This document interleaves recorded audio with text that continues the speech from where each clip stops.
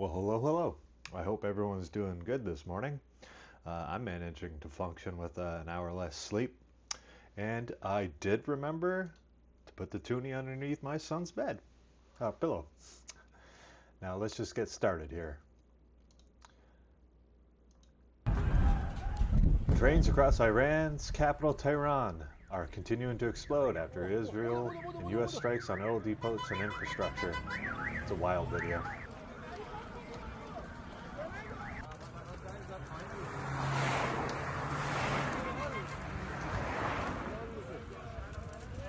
Just wild. Truly incredible. Something once dreamed of. Television being hit. Still calling this cluster munitions, which I guess technically is true. But I think it's their strategy just to get their missiles through the Israeli defense, in my opinion. It's not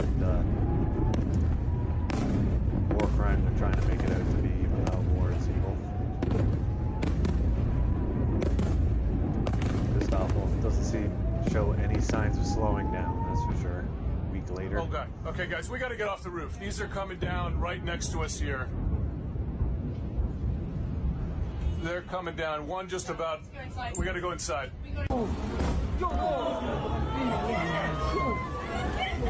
Now, I want to bring these developments back to what people were talking about last summer. Charlie Kirk saying one of his favorite congressmen, Thomas Massie, who has a lot in common with PPC leader Maxime Bernier, in my opinion. And Charlie did interview Maxime Bernier over a year ago as well. That's why he had to go, so we could have this fireworks show, unfortunately.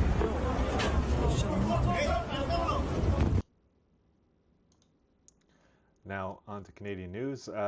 Serious question. If Pierre Poilievre is actually elected as PM, can he, or really anyone else, clean up the mess Liberals have created?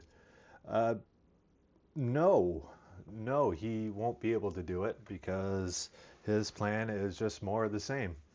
After all, he is his party and himself are responsible, and it seems right now he's just gallivanting across Europe, appearing to promote Canadian energy, but it all seems couched in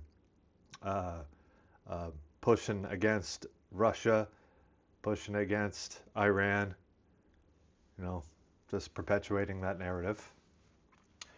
And as a result, right now, seems like gas prices are going up sharply here. And I did mention it. I wasn't the first or the only person to recommend it, but I fully expect the gas prices to go up even higher. I think it's $1.60 now in Canada. And it's just made down the road for me too, which is wild. It's always been a sore spot for people in this area. We get to breathe in the manufacturing, but we don't get to benefit from cheap gas. So if you can afford it, fill up your tanks now, because it's going to get more expensive, that's for sure. And let's finish off with John Paul Berg here. Canada. There exists a perpetual reciprocal dynamic between the ruling class and the people, even though most oppressed people will eventually reach their breaking point. If the regime in control of Canada is able to pass their Orwellian-level censorship legislation, we must rise with the fury of the people who have been pushed too far. We must emphatically declare, in no uncertain terms, we will not be silenced, we will not be subjugated, so help me God. They drive their authority from our compliance. And John Paul Berg is absolutely correct. And this seems like the track Canada is down with absolutely zero opposition. Again, he's gallivanting in Europe, pumping up Carney, in my opinion. And I think the best thing we can do now is, if you are a firearms owner, is to not comply in the government's theft scheme. That's my opinion. Well, thanks for joining me. Enjoy the rest of your day. Cheers.